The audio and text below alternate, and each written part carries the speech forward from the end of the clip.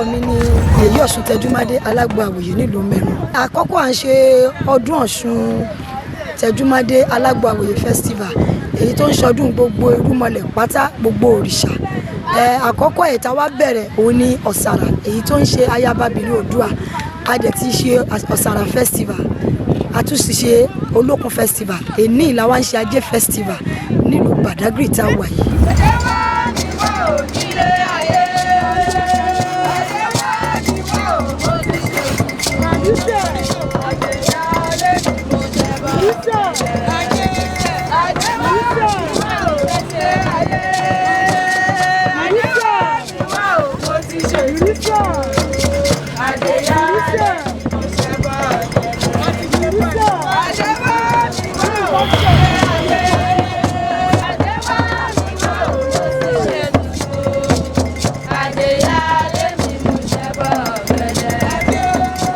Aje Olokun onísọ̀ bòjì anamọ́náyé anàgbàlagbà tárágbòrò ajé máa nà wá àti ṣẹ̀bù ànímọ́ ẹ̀.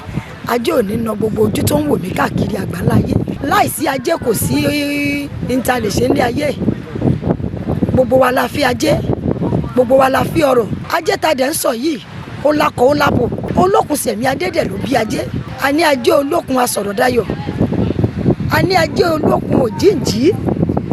Gbogbo omi pátá dẹ̀ ló ní ajé etí ẹ̀. Ó dẹ̀ di dandan òòṣà ńlá tó lágbára ni ajé tó ń bẹ lálẹ́ odò. Ó di dandan ká forí balẹ̀ fún, káàrí ajé jẹ, káàrí owó ná, káàrí owó lò. Iná ò wá ní tán lọ́wọ́ gbogbo wa. Àpò ṣàṣàmùrò ò gbẹ́rí, àpò wa ò ní gbẹ. Ọ̀dádá owó ò ní dá gbogbo wa láṣẹ Èdùmàrè.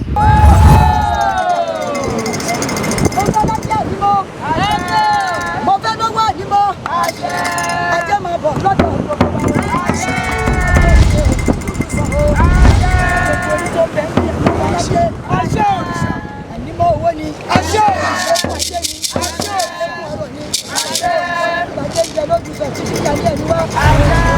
Ẹ̀rí pé ìgbà tá à ń bọ ajé, abọ gbogbo ajé tí ń bẹ nínú igbá. Lẹ́yìn ìgbà tá a bọ́ tán, wọ́n ní kí lajé ń jẹ lótù Ifẹ̀ kí fi ń yálé ẹni wá. Àgùntàn bọ̀lọ̀jọ̀ òun lajé ń jẹ lótù Ifẹ̀ tí fi ń yálé ẹni wá. Ajé ò ní na gbogbo wa.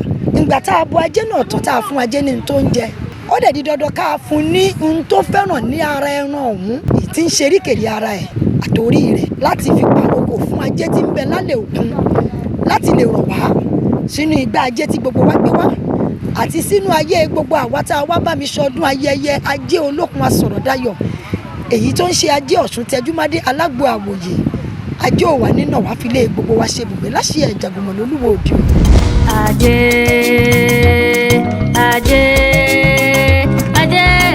o fi lé mi ṣe bùgbé o. Ajé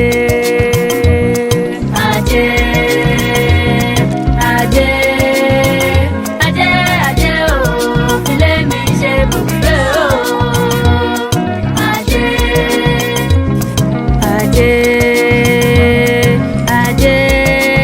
Ajé Olókun o fi lé mi ṣe bùgbé o. Ajé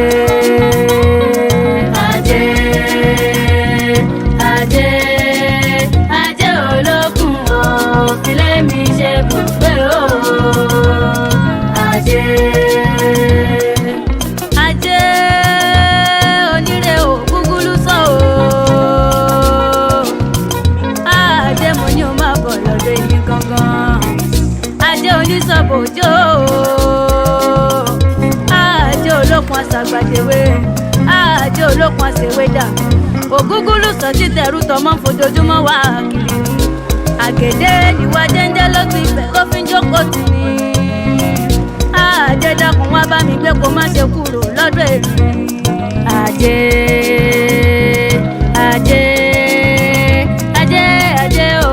o fi lé mi ṣe bùgbé o. Ajé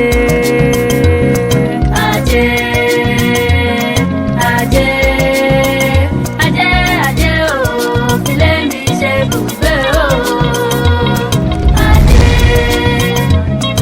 Ajé Olókun o fi lé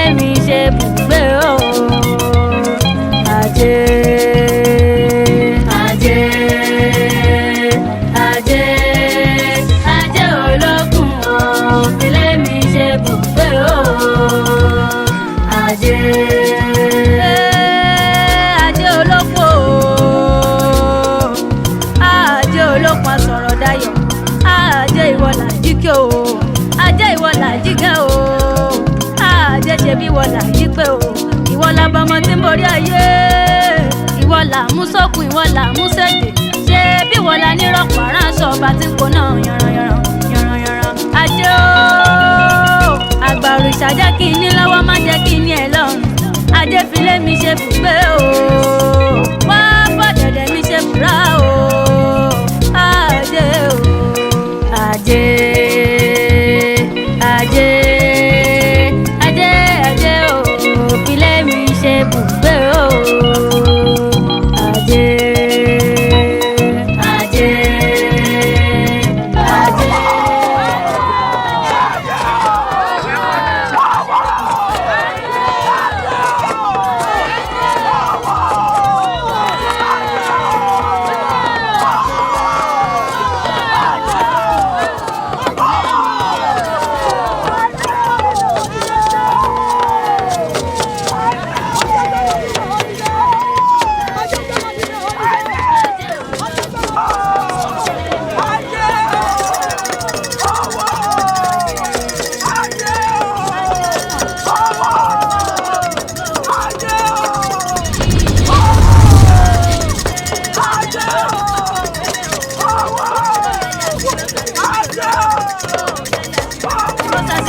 Lẹ́nìyàn pàtàkì láwùjọ Ajé mo pè ọ́ o kó o wá jẹ mi Ajé máa bọ̀ lọ́dọ̀ mi Ajé jọ̀wọ́ yẹlé mi o.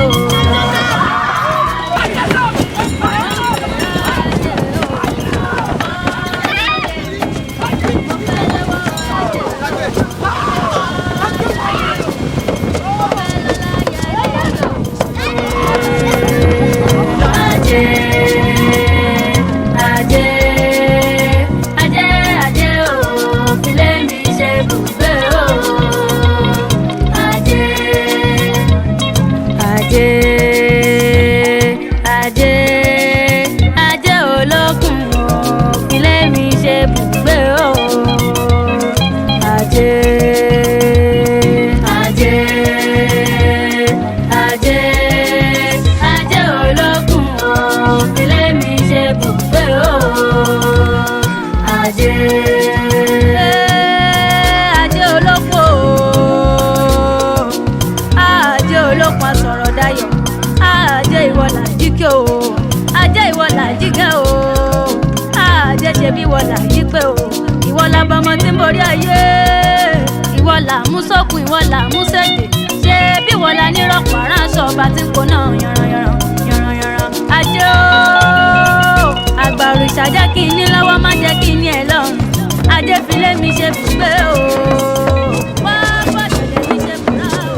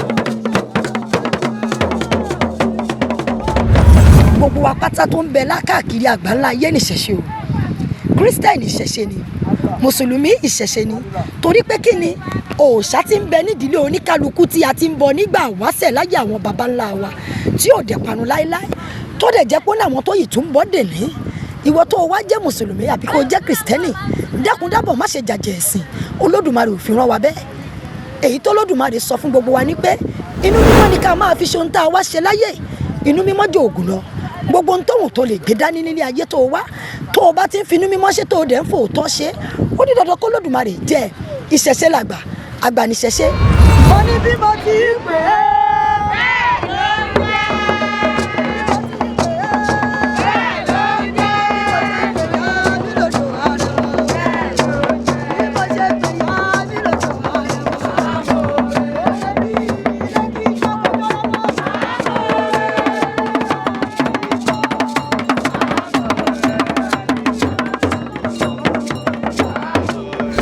èmi tí mo ń wò mí náà àwa náà ti lọ káàkiri anágbára anágboro tó òòṣà tó wá fìdí wa lélẹ̀ ipò ohun táwọn baba ńlá wa àti ìyá wa ń ṣe òun la gbọ́dọ̀ jókòó tì àtijọ́ tí mo dẹ̀ ti jókòó tì nírúmọ̀lẹ́gbẹ̀ mi wọ́n ní tí báfá ti ń gbè mí ọ̀rọ̀ tán ọ̀rọ̀ bù ṣe bí fábá ti ń gbè mí o ọ̀rọ̀ tán ọ̀rọ̀ bù ṣe agúnláàgùn tẹ̀tẹ̀ ohun ẹ̀rí ẹ̀rí